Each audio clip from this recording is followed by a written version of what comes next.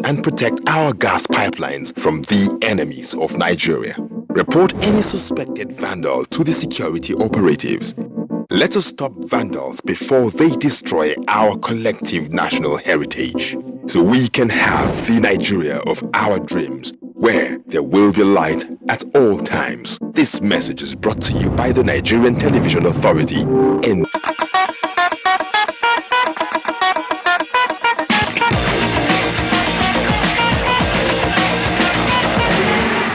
the finals of the Men and Women African Cup of Nations.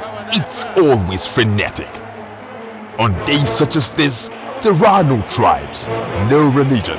Here, Nigerian warriors are round was seen off by the Minister of the FCT, Mohammed Musa Bello, and other senior government officials. While in the US, President Buhari is expected to join President Barack Obama and about 60 other world leaders and heads of international organizations at the 4th Nuclear Security Summit beginning on Thursday. At the summit, to harness nuclear energy and technology for socio-economic development. Over 50 world leaders will be participating at the two-day 2016 Nuclear Security Summit in Washington, D.C. The summit, at the instance of President Barack Obama, seeks to ginger a worldwide effort against nuclear threats through national and collective commitments. Adeyemi Omojola Fatoba in this report has a preview. The nuclear security meeting is part of a comprehensive nuclear policy of the Obama administration to pursue policies and initiatives towards nuclear disarmament, nuclear non-proliferation, nuclear security, and nuclear energy. President Muhammadu Buhari and over 50 world leaders are expected to attend the summit, which is global in its approach. Participants at the summit will report tangible steps taken to reduce the threat of nuclear terrorism and make progress towards strengthened international norms and standards for nuclear security. You know, I think it is relevant having Nigeria participating in the nuclear security meeting and other governments in Africa participate, show that this is relevant for Africa, and we look forward to engaging with African countries on this key issue that we think is important for the globe. We are a victim of Boko Haram, we are a victim of terrorists, so this summit will be very, very beneficial. So these are issues that are being tackled and which President Buhari will also be contributing to and taking back home. So it's a very, very important summit, and I know that the world just has to defeat terrorism. The 2016 Nuclear Security Meeting is also expected to focus on a 5-action plan in support of the key enduring institutions and initiatives related to nuclear security. The first in the series was held in 2010. From Washington, D.C., Adeyemi Omojola Fatoba, NTA News. The head of the Civil Service of the Federation, Winifred Oyoita, says the federal government requires the dedication and passion of civil servants to drive the change agenda of the present administration. She spoke to Adebola Brooksland Sunday in Abuja. Currently, there are over 1 million civil servants in Nigeria with different schedules in ministries, departments, and agencies. Mrs. Winifred Oyoita wants all civil servants to be more committed, as the success of the present administration depends on them.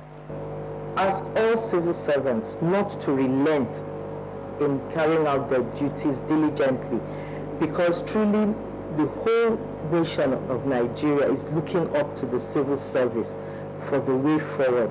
The head of service says identified challenges will be addressed as appropriate and bring the civil service to the promised land.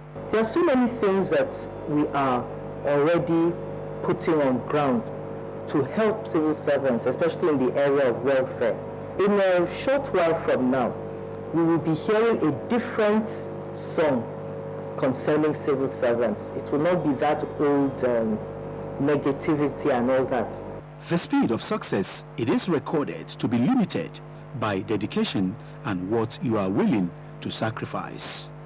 Adebola Brooksland Sunday, NTA News. Now, the prospects for Nigeria to further diversify its cooperation with China in different sectors of development, including science and technology, in line with the present administration's quest to grow the economy, is becoming more promising. The indication became clear when the Chinese ambassador to Nigeria paid a visit to the Minister of Science and Technology, Ogbonnaya Onu, ahead of President Muhammadu Buhari's proposed state visit to China in April. Justin Ben-Uni reports. Since the establishment of diplomatic ties between Nigeria and China 45 years ago, the bilateral relationship between the two countries has been smooth and cordial.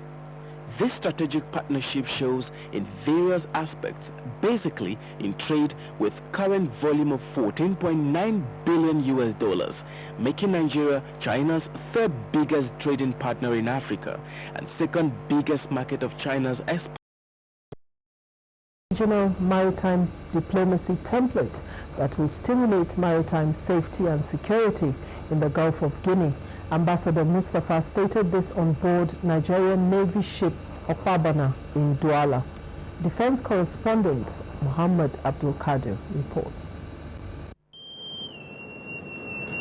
Ambassador Mustafa identified fleet recapitalization as key driver for anti-piracy fight in the Gulf of Guinea. She described the Nigerian Navy participation in exercise Obangame Saharan Express as strategic to winning the crude oil fight on the nation's territorial waters. It's an opportunity for our military and especially the Navy to show that we have full control of our maritime domain. We have the power, and it is also a very good way of promoting maritime diplomacy. Meanwhile, Nigeria ranked top among the cooperating navies in the performance index at the end of the US-sponsored regional maritime exercise. I've also seen that our capacities in terms of physically engaging vessels at sea. You can see within the last 6 months we have engaged not only Maximus. Maximus has been celebrated, but we have submarine. 52 ships and 31 aircraft featured during the exercise. Leaders of participating navies drawn from 26 countries resolved to come up with a new response plan based on multi-agencies mechanism to tackle threats on their territorial waters.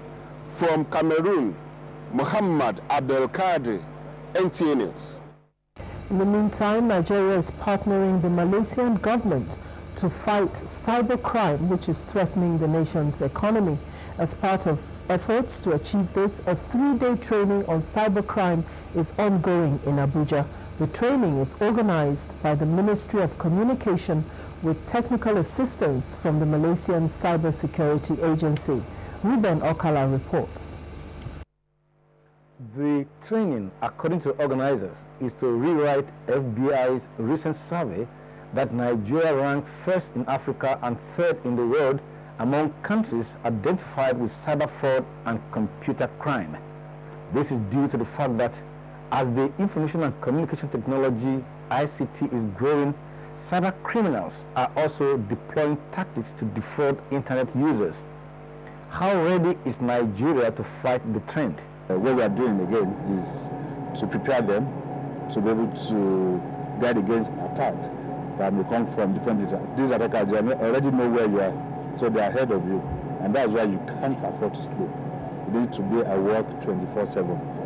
Quite a lot of effort that needs to be done to increase the level of security. The task ahead for us would be to bring everybody up in skill level so that they can adequately protect the systems before any untoward incidents happen to them.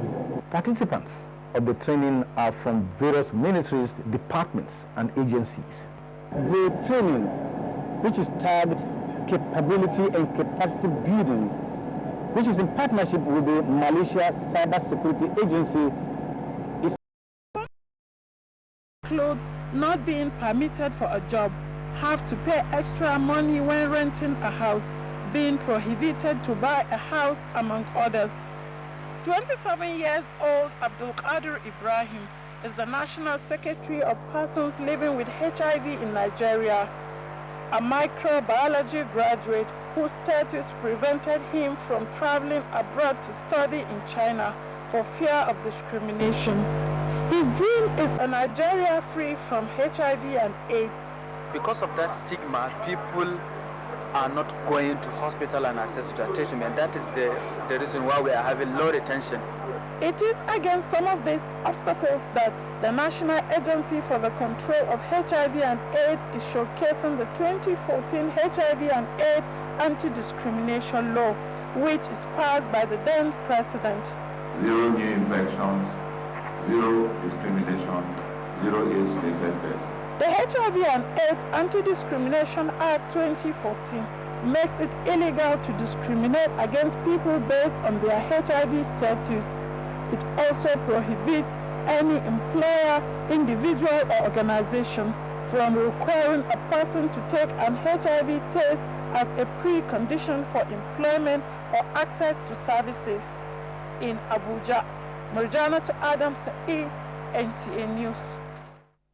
The federal government says it is keenly aware of the difficulties Nigerians are currently facing over the lingering fuel scarcity and poor power supply.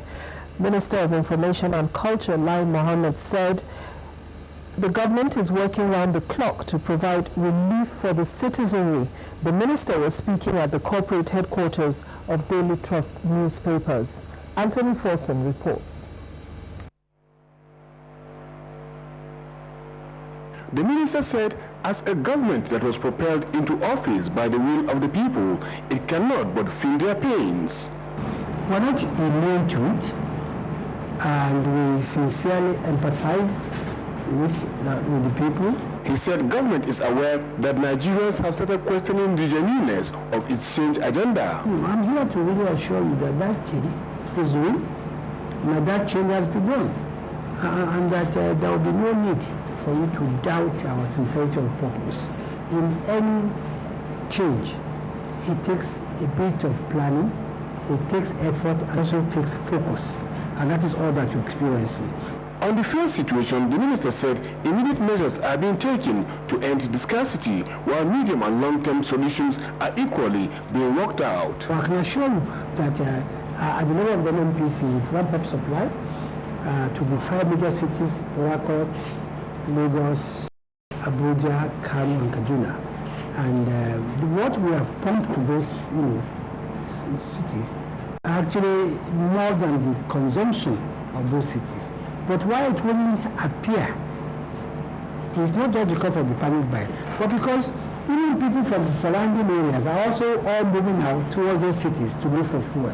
What you note, the minister said, is the willingness of the international upstream oil companies to support major oil marketers with some required foreign exchange to. Thanks for staying with us. The Federal Road Safety Corps has urged those without driver's license or with fake ones to obtain the original driver's license or face stiff penalties. Corps Marshal Bobore Oyemi gave the directive at a workshop organized for heads of driving license centers across the country. Aliu Tukur has the details. For many, especially teenagers, dream of obtaining driver's license as soon as they are eligible is of essence, as it serves as a symbol of newfound freedom and sort of a quintessential rite of passage. Does that describe you, or do you have or want a driver's license? Because oil benchmark Brent oil fell by $1.27, about 3.15%, to sell at $39 per barrel. Brent, against which Nigeria's oil is priced, had on March 18 risen to $42.29, but began to fall gradually since then. The African Development Bank has agreed to lend $125 million to Zambia on concessional terms. Finance Minister of the country and the African Development Country Manager signed the loan agreement in Lusaka. The Ministry of Finance in a statement said $50 million of the amount will be used to upgrade sanitation. $45 million is to boost food security, while $30 million is to support women in business. And to some stock market reports, trading on the equities market in Nigeria closed today on a negative note as the all share index decreased by 0.52%. Muplang Australia in the final of the Women's 2020 Cricket